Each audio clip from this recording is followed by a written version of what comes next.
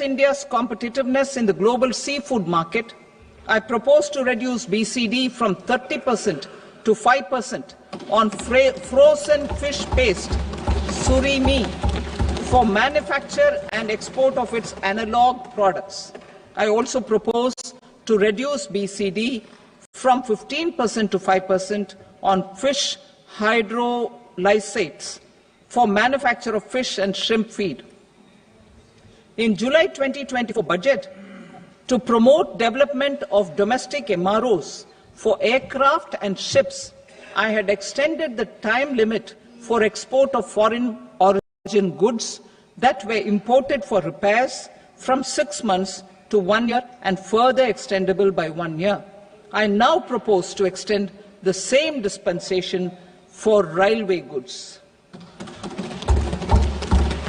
Time limit for provisional assessment. Presently, the Customs Act 1962 does not provide any time limit to finalize provisional assessments, leading to uncertainty and cost to trade. As a measure of promoting ease of doing business, I propose to fix a time limit of 2 years, extendable by a year, for finalizing the provisional assessment. I propose to introduce a new provision that will enable importers or exporters, after clearance of goods, to voluntarily declare material facts and pay duty with interest but without penalty. This will incentivize voluntary compliance. However, this will not apply in cases where department has already initiated audit or investigation proceedings. For industry to better plan their imports, I propose to extend the time limit for the end use of imported inputs in the relevant rules from 6 months to 1 year. This will provide operational flexibility in view of cost and uncertainty of supply. Further, such importers will now have to file only quarterly statements instead of a monthly statement.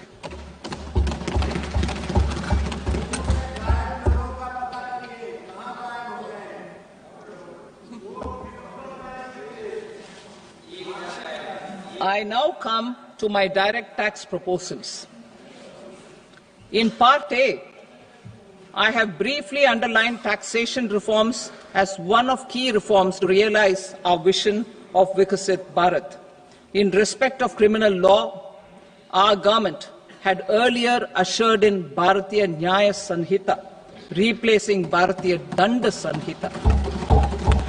I am happy to inform this august House and the country that for new income tax bill will carry forward the same spirit of Nyaya in its drafting as well. The new bill will be clear and direct in text, with close to half of the present law in terms of both chapters and words.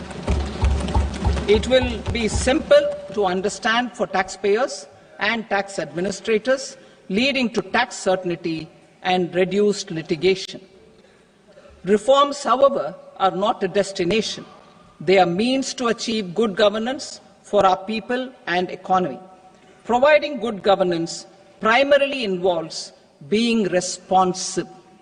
The Tirukural captures this in verse 542, which reads, "Vaanokki vaazhum ulagallam, mannavan kol nokki vaazhum kudi," meaning, just as the living beings live expecting rains, citizens live expecting good governance. Our government is committed to keeping an ear to the ground and a finger on the pulse and responding while balancing our national building efforts.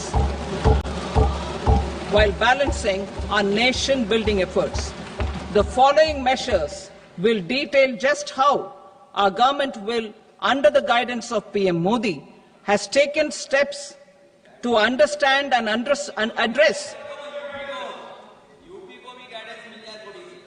I repeat that sentence, sir.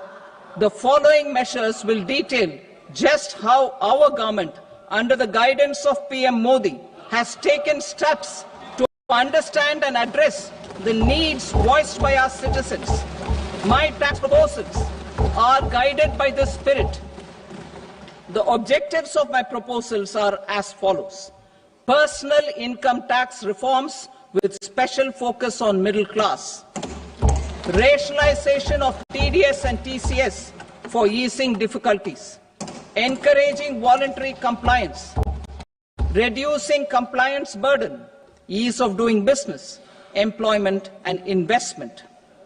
I will come to my proposal on personal income tax towards the end. TDS and TCS, rationalization for easing difficulties. I propose to rationalize tax deduction at source, TDS, by reducing the number of rates and thresholds above which TDS is deducted. Further, threshold amounts for tax deduction will be increased for better clarity and uniformity. The limit for tax deduction on interest for senior citizens is being doubled from the present 50,000 rupees to 1 lakh rupees. Similarly, the annual limit of 2.40 lakh rupees for TDS on rent is being increased to 6 lakh rupees. This will reduce the number of transactions liable to TDS, thus benefiting small taxpayers receiving small payments. The threshold to collect tax at source, the TCS, on remittances under RBI's liberalized remittance scheme, the LRS, is proposed to be increased from 7 lakh to 10 lakhs.